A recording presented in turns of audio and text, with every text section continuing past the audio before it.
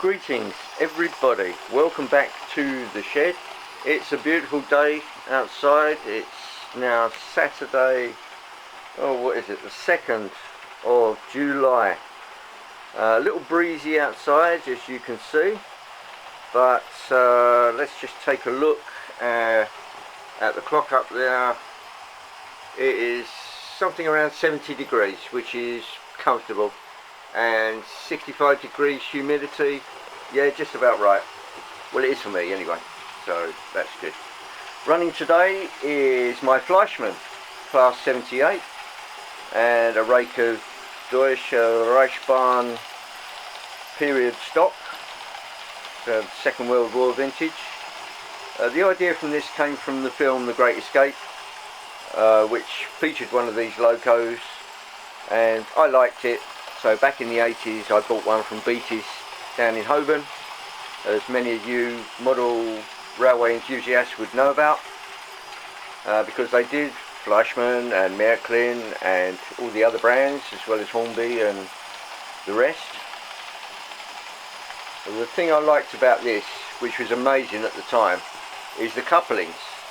The coaches move apart on the bends, but when it goes back on the straight, you can barely get an A4 sheet of paper between those coaches. If I can move a little closer, we'll see that. I'll follow it round. There's the gap, and the gap just closes up. Fantastic bit of stuff. And this video is partially dedicated to Anthony Dodge, who's been visiting the UK and has seen quite a bit of our craziness. Anthony is an American who runs lots of Märklin German trains. That's what he likes, and that's what he runs. This is the only German train I've really got, which is Fleischmann. Runs on DC. Well, what more can you say about it? It's got a motor in it very similar to the one Hornby copied from Fleischmann, because when you lift it and turn it upside down, you can see the little brush caps, little brass brush caps that they had on the original Hornby Ringfield motors that they copied from Fleischmann. So there you go. So I'm just going to stop this one in a couple of seconds. There's my dedication to Anthony Dodge. I'm glad you like the UK, and you're welcome back anytime, as they say. Right, well, I'm going to go about stopping that. Let's just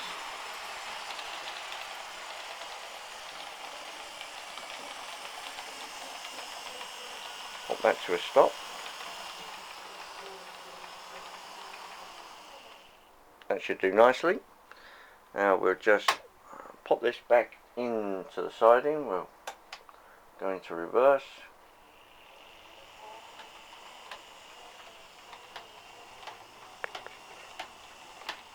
Oh dear, that doesn't sound too good, does it? Perhaps it needs a little more lubrication than I've actually given it. And a bit of a squeak. Well, I thought I'd lubricated it enough, but there's always room for improvement. Now I just must set the road, so we want to go that way and that way. So I'll just pop that one over. I'm not sure how it's going to take this. I'll just stop that for a while I set the road.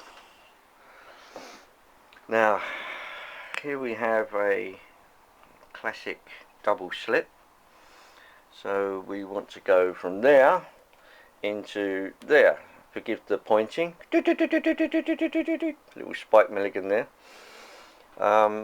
So we are actually, the road is actually set. So for this empty line, so that's number 1, 2, 3. So third switch along, and it's that simple. So we should be able to now reverse that all the way back, and hopefully it won't stammer on the double slip. So bit of power.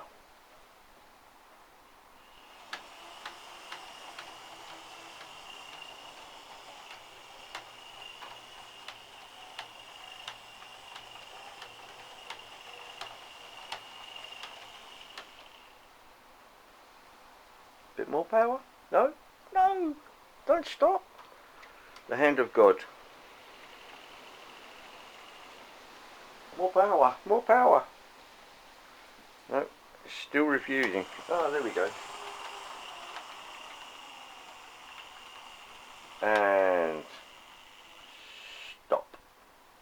Okay, isolate that road.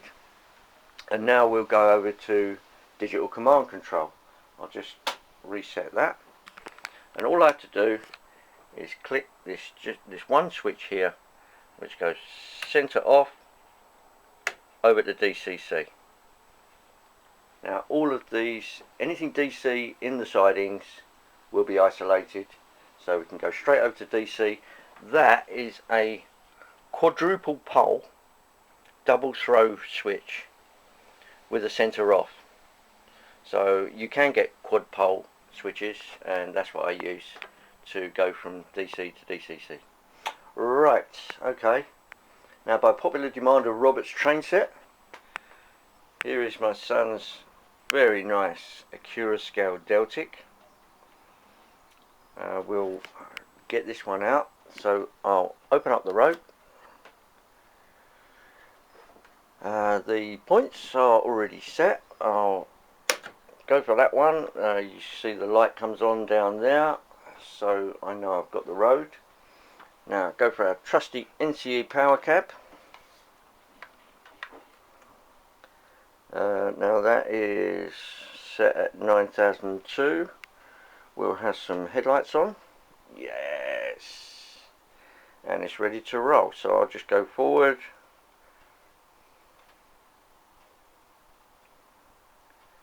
That's at 20 speed steps. Let's go a little faster. 24, 27, and it's silent.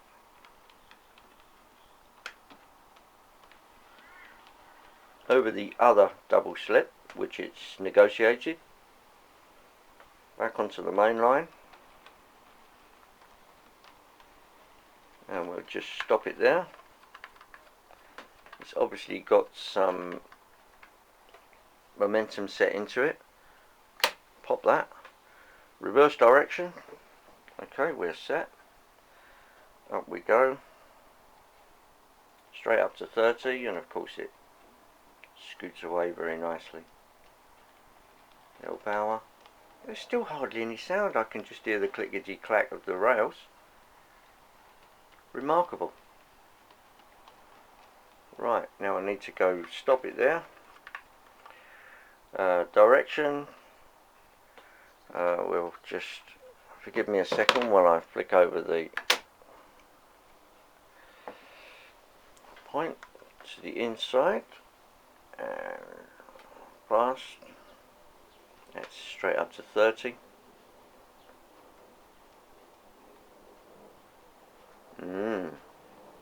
Nice and smooth. It all looks so effortless, doesn't it? Right, we'll stop that there. Reset the road. Direction again. Bit forward. And go. And then we'll attempt to back onto the train, which I have sitting over there. Right, stop right there. Reverse the direction again. Yep, we're up. Now I have to cross that point there. I want the center line over there, which is that one. And I also want to open up the road, which is this one with the, still got the dodgy switch in it, but I'll make sure that's right home. Okay, now if my fortunes hold, I should be able to back straight onto that train. So we'll go 20 speed steps.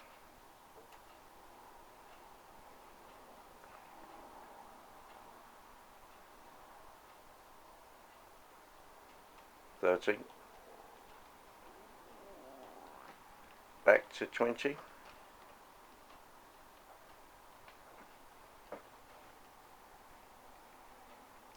and if I kill it just about there, it should just about, oh, I've just been a little premature, so I'll just give the hand of God,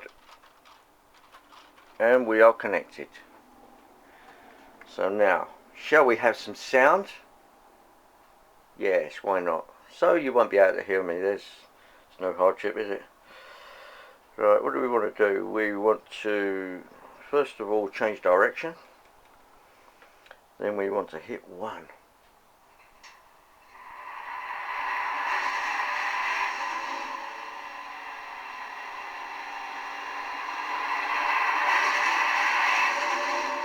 Oh, what a glorious noise. Okay, let's pull her out with a little toot of the horn.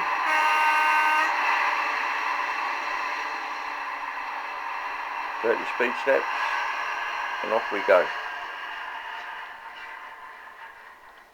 Oh, I must have hit 1 twice.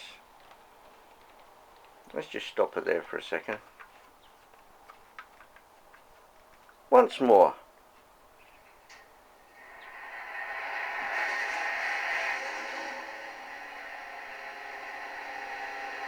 I think that's a little more like it.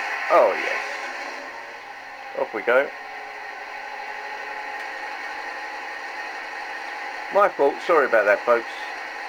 Normal service is resumed.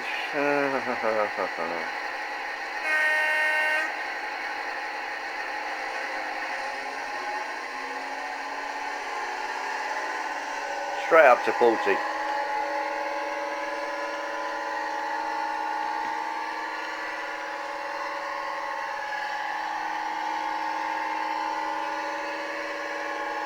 And we've cleared the points.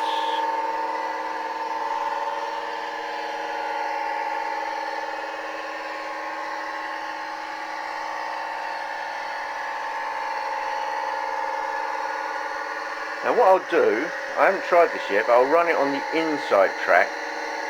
So I'll flick that over in a second. What a beauty. And some nice maroon coaches for Mr. Robert Valentine, who's a great support. Very nice chap. And who now has one of his own.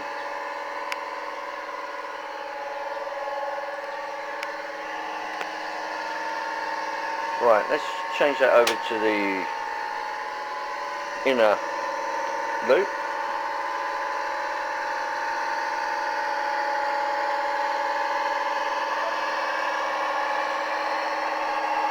Fans coming on there.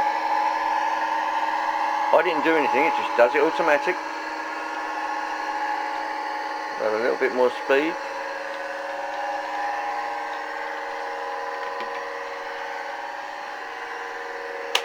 And there we go. Shall we have a little more speed?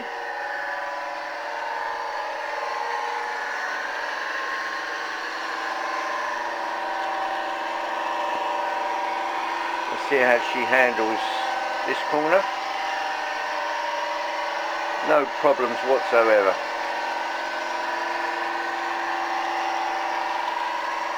It's all good. Right, now what I'll do, I'll pop underneath the layout and position myself outside, so we should be able to get a good view from it there. Here she comes.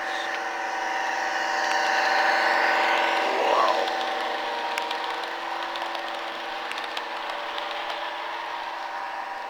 Sure does sound good.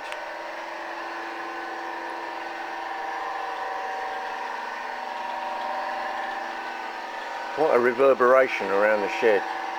And it really does have some meat in it. Right, here we go. If I pop this down on there.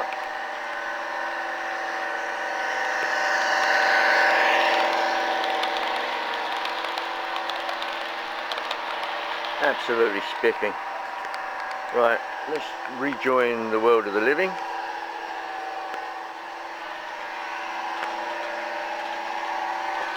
Ah, super. Right, back again.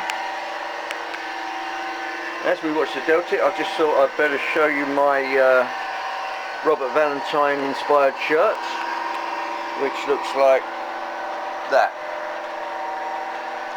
Yes, I know it's quite loud, but I thought it's a lovely day. Why not get the old Hawaiian shirt out? And why not? Right, now that seems to be behaving itself, so I'll give it a little more speed.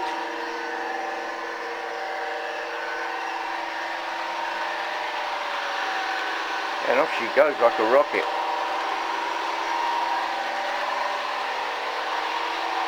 We are now on 100 speed steps.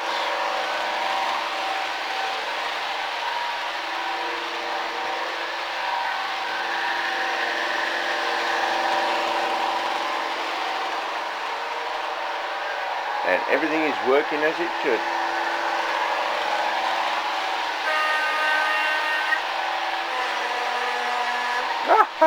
Love it.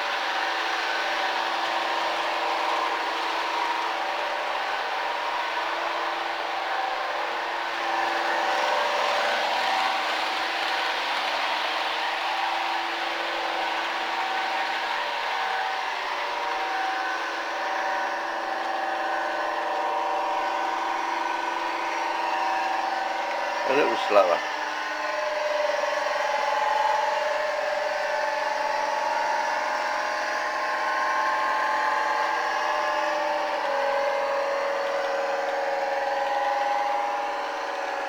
That's more like it, a nice sedate pace.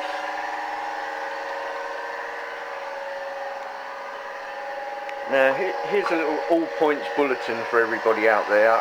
If you happen to see a mug like this, which is my coffee cup, it's got a steam locomotive there. On the other side it's obviously railway related. Now I got this at Pico, beer in Devon. So you've got the sort of sleeper thing there, and further around you've got the knife and fork there. Now I've not seen another like this, so if anybody can find one, then and contact, probably be better to contact Richard because he's got a Facebook page, the Spanish Inquisition probably, and find some way, if somebody could leave a message in the messages. I'm trying to get another one because I'm petrified of breaking it. And it's the only one I've ever found like that. That's a coffee, by the way. 2 sugars in mine, thank you.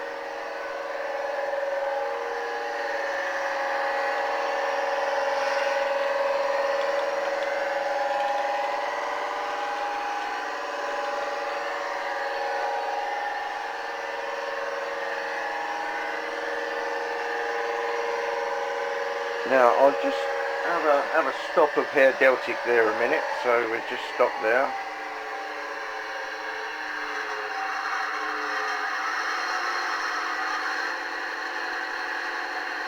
Do the braking sounds, and I'll just kill the sounds for a second.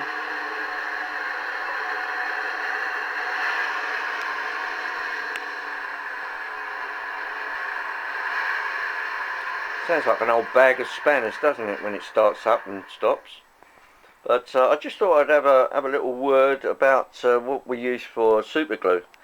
We've got this one here, which is a very thin super glue, and as you can see inside, it's very watery and spreads really fast.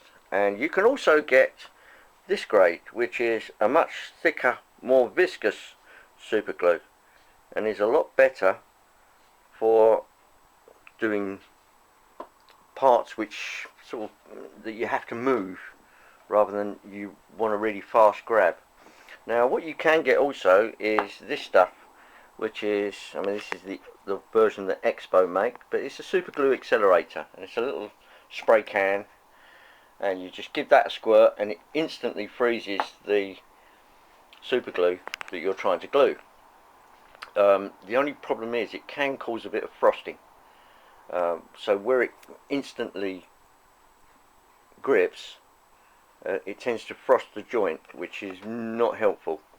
Now when I'm doing things like close work, and particularly for things where you have a bit of bit of handshake when you're trying to do things, I found this to be extremely useful.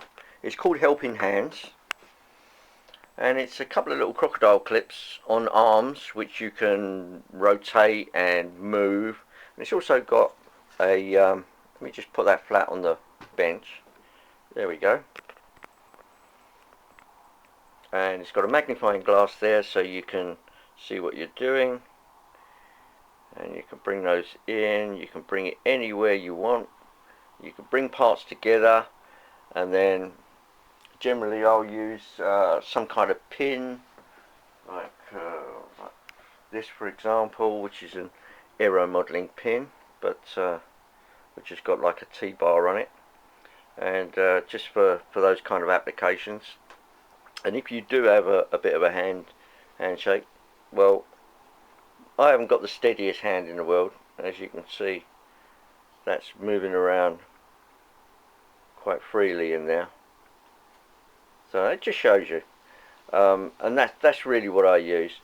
I mean, if I had to do anything, I put my hand on the same surface, and that steadied things right down, just by using a bit of pressure. And you can put a little dab of glue on there, and that would happily hold it until it's set. And then if you really want it to go fast, you can get your super glue accelerator, give it a little spray, and that instantly freezes it. It does have the drawback of frosting, but it's an instant fix, and it allows you to get less super glue on there and hold it more effectively. That's what I would use. The other thing that I really find useful, particularly as I'm getting older and my eyesight's not what it was, is a pair of these. That's called an Optivisor. You can buy them on eBay. You can get 4 different lens parts to fit in there, and the rest of that goes around your head. It obviously is quite flexible. It sort of opens out like that, and it's quite comfortable to wear. It just goes around your forehead, and I find it very useful for magnifying things up really well. So there you go. So that's what we do for modelling. Obviously we've got a huge amount of tools and bits and pieces, and pipe cleaners for cleaning things, cotton buds, things like very fine files. This is an old file which you used to clean the contacts of Strowger telephone systems. So it's a very fine file that you used on the contacts of various switches and relays. And so there's a relic just like me. And things like spanners. This is quite a useful tool for getting hold of little tiny screws and things like that. I don't know if you can see that too well. Let's find a black background.